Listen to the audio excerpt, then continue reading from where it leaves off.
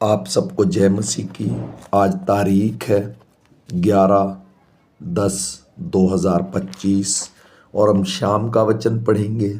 हम पढ़ेंगे यशायाह की पुस्तक में से 37 और 38 अध्याय। जब हिजकिय्याह राजा ने यह सुना तब वह अपने वस्त्र फाड़ और टाट ओढ़कर यहोवा के भवन में गया। उसने एल्कियाम को जो राजघराने के काम पर नियुक्त था और शेबना मंत्री को और याजकों के पुरानियों को जो सब टाट ओढ़े हुए थे आमोस के पुत्र यशायाह नबी के पास भेज दिया। उन्होंने उससे कहा, हिजकिय्याह यों कहता है, आज का दिन संकट और उल्हाने और निंदा का दिन है। बच्चे जन्माए पर हुए पर जच्चा को जनने का बल न रहा। संभव है कि तेरे परमेश्वर यहोवा ने रबशाके की बातें सुनी जिससे उसके स्वामी आशूर के राजा ने जीविते परमेश्वर की निंदा करने को भेजा है। और जो बातें तेरे परमेश्वर यहोवा ने सुनी हैं उसके लिए उन्हें दबटे अंत तू इन बचे हुओं के लिए जो रह गए हैं प्रार्थना कर।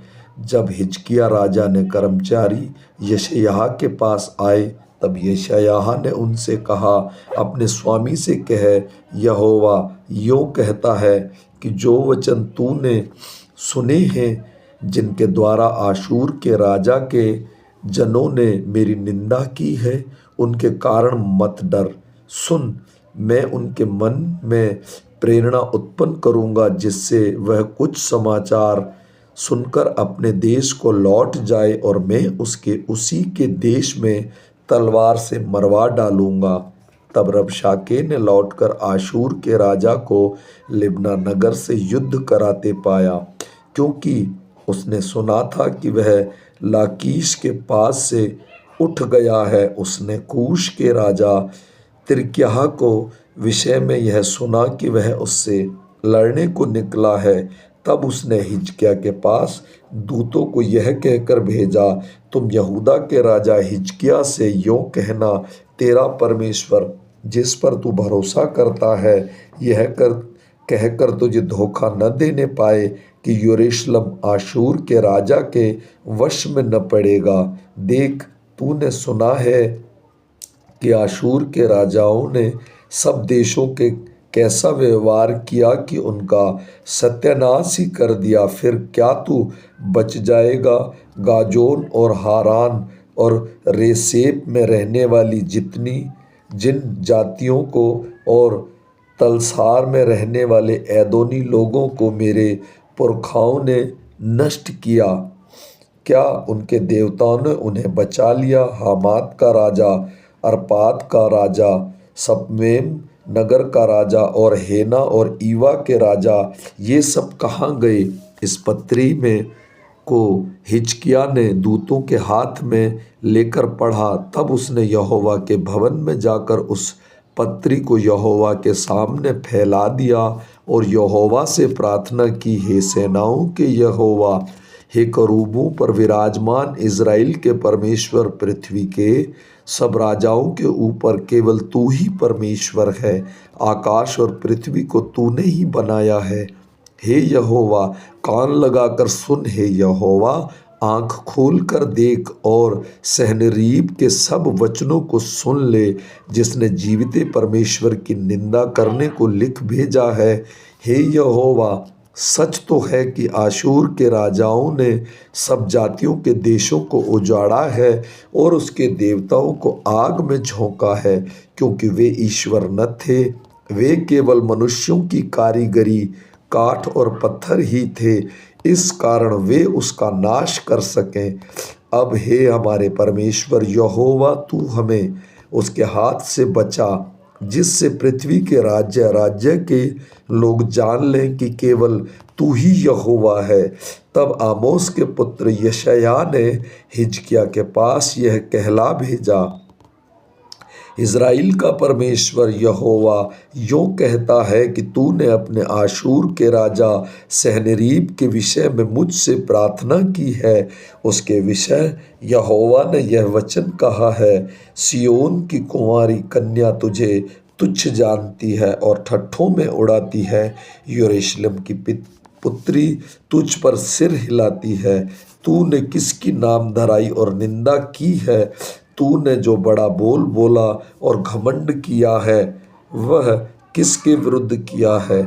इज़राइल के पवित्र के विरुद्ध अपने कर्मचारियों के द्वारा तूने प्रभु की निंदा करके कहा है कि बहुत से रथ लेकर मैं पर्वतों की चोटी पर वरन लबानोन के बीच तक चढ़ आया हूँ।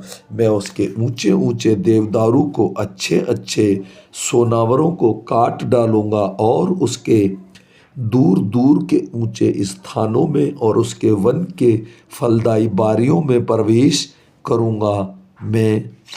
मैंने खुदवाकर पानी पिया और मिस्र की नहरों में पाँव रखते ही उन्हें सुखा दिया।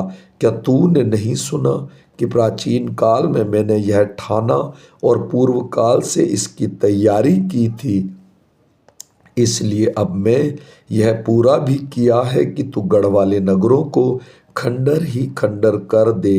इसी कारण उसके रहने वालों का बल घट गया और वे विस्मित और लज्जित हुए। वे मैदान के छोटे छोटे पेड़ों और हरी घास और छत पर की घास और ऐसा अनाज के समान हो गए जो बढ़ने से पहले ही सूख जाता है। मैं तो तेरा बैठना, कूच करना और लौट आना जानता हूँ, और यह भी कि तू मुझ पर अपना क्रोध भड़काता है। इस कारण कि तू मुझ पर अपना क्रोध भड़काता और तेरे अभिमान की बातें मेरे कानों में पड़ी है, मैं तेरी नाक में नकेल डालकर और तेरे मुंह में अपनी लगाम लगाकर जिस मार्ग से तू आया है उसी मार्ग से तुझे लौटा दूंगा। और तेरे लिए यह चिन्ह होगा कि इस वर्ष तो तुम उसे खाओगे जो आप से आप उगे, और दूसरे वर्ष वह तो उससे उत्पन्न हो, और तीसरे वर्ष बीज बोकर उसे लवने पाओगे और दाख की बारियां लगाने और उनका फल खाने पाओगे। यहूदा के घराने के बचे हुए लोग फिर जड़ पकड़ेंगे और फले फूलेंगे, क्योंकि यरूशलेम के बचे हुए और सिय्योन पर्वत से भागे हुए लोग निकलेंगे। सेनाओं का यहोवा अपनी जलन के कारण यह काम करेगा। इसलिए यहोवा आशूर के राजा के विषय में यूँ कहता है कि वह इस नगर में प्रवेश करने वरन इस पर एक तीर भी मारने न पाएगा, और वह ढाल लेकर इसके सामने आने या इसके विरुद्ध दमदमा बांधने पाएगा। जिस मार्ग से वह आया है उसी से वह लौट भी जाएगा और इस नगर में प्रवेश करने न पाएगा। यहोवा की यह वाणी है, क्योंकि मैं अपने निमित्त और अपने दास दाऊद के निमित्त इस नगर की रक्षा करके उसे बचाऊंगा। तब यहोवा के दूत ने निकलकर आशूरियों की छावनी में 1,25,000 पुरुषों को मारा, और भोर को जब लोग उठे तब क्या देखा कि शव ही शव पड़े हैं। तब आशूर का राजा सन्हेरीब चल दिया और लौटकर नीनवे में रहने लगा। वहाँ वह अपने देवता निस्रोक के मंदिर में दंडवत कर रहा था कि इतने में उसके पुत्र अद्रमिलेक और शेरेसेर ने उसको तलवार से मारा और अरारात देश में भाग गए। तब उसका पुत्र एसदोन उसके स्थान पर राज्य करने लगा। उन दिनों में हिजकिय्याह ऐसा रोगी हुआ कि वह मरने पर था। तब आमोस के पुत्र यशायाह नबी ने उसके पास जाकर कहा, यहोवा यूँ कहता है, अपने घराने के विषय जो आज्ञा देनी हो वह दे, क्योंकि तू न बचेगा, मर ही जाएगा। तब हिजकिय्याह ने दीवार की ओर मुँह फेर कर यहोवा से प्रार्थना करके कहा, हे यहोवा, मैं विनती करता हूँ, स्मरण कर कि मैं सच्चाई और खरे मन से अपने को तेरे सम्मुख जानकर चलता आया हूँ और जो तेरी दृष्टि में उचित था वही करता आया हूँ। और हिजकिय्याह बिलख बिलख कर रोने लगा। तब यहोवा का यह वचन यशायाह के पास पहुंचा, जाकर हिजकिय्याह से कह कि तेरे मूल पुरुष दाऊद का परमेश्वर यहोवा यूँ कहता है, मैंने तेरी प्रार्थना सुनी और तेरे आंसू देखे हैं। सुन, मैं तेरी आयु 15 वर्ष और बढ़ा दूंगा। आशूर के राजा के हाथ से तेरी और इस नगर की रक्षा करके बचाऊंगा। यहोवा अपने इस कहे हुए वचन को पूरा करेगा और यहोवा की ओर से इस बात का तेरे लिए यह चिन्ह होगा कि धूप की छाया जो आहज की धूप घड़ी में ढल गई है, मैं 10 अंश पीछे की ओर लौटा दूंगा। अतः वह छाया जो 10 अंश ढल चुकी थी लौट गई। यहूदा के राजा हिजकिय्याह का लेख जो उसने लिखा जब वह रोगी होकर चंगा हो गया था, यह कह के मैंने कहा, अपनी आयु के बीच में ही मैं अर्धलोक के फाटक में प्रवेश करूंगा, क्योंकि मेरा शेष आयु हर ली गई है। मैंने कहा, मैं याहाक को जीवितों की भूमि में फिर न देखने पाऊंगा, इस लोक के निवासियों को मैं फिर न देखूंगा। मेरा घर चरवाहों के तंबू के समान उठा लिया गया है। मैंने जुलाहे के समान अपने जीवन को लपेट दिया है, वह मुझे तांत से काट लेगा। एक ही दिन में तू मेरा अंत कर डालेगा। मैं भोर को अपने मन को शांत करता रहा, वह सिंह के समान मेरे सब हड्डियों को तोड़ता है। एक ही दिन में तू मेरा अंत कर डालता है। मैं सुपाबेन या सारस के समान चूं चूं करता, मैं पिंडुकी के समान विलाप करता हूँ। मेरी आंखें ऊपर देखते देखते पथरा गई हैं।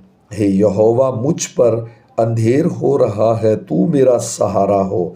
मैं क्या कहूँ, उसी ने मुझसे प्रतिज्ञा की और पूरी भी किया है। मैं जीवन भर कड़वाहट के साथ धीरे धीरे चलता रहूँगा। हे प्रभु, इन्हीं बातों से लोग जीवित हैं और इन सब में मेरी आत्मा को जीवन मिलता है। तू मुझे चंगा कर और मुझे जीवित रख। देख, शांति ही के लिए मुझे बड़ी कड़वाहट मिली, परंतु तूने स्नेह करके मुझे विनाश के गड्ढे से निकाला है, क्योंकि मेरे सब पापों को तूने अपनी पीठ के पीछे फेंक दिया है। क्योंकि अर्धलोक तेरा धन्यवाद नहीं कर सकता, ना मृत्यु तेरी स्तुति कर सकती है। जो कब्र में पड़े हैं वे तेरी सच्चाई की आशा नहीं रख सकते। जीवित ही तेरा धन्यवाद करता है, जैसे मैं आज कर रहा हूँ। पिता तेरी सच्चाई का सुसमाचार पुत्रों को देता है। यहोवा मेरा उद्धार करेगा, इसलिए हम जीवन भर यहोवा के भवन में तार वाले बाजों पर अपने रचे हुए गीत गाते रहेंगे। यशायाह ने कहा, अंजीरों का एक टिकिया बनाकर हिजकिय्याह के फोड़े पर बांधी जाए, तब वह बचेगा। हिजकिय्याह ने पूछा था, इसका क्या चिन्ह है कि मैं यहोवा के भवन को फिर जाने पाऊंगा? आमीन।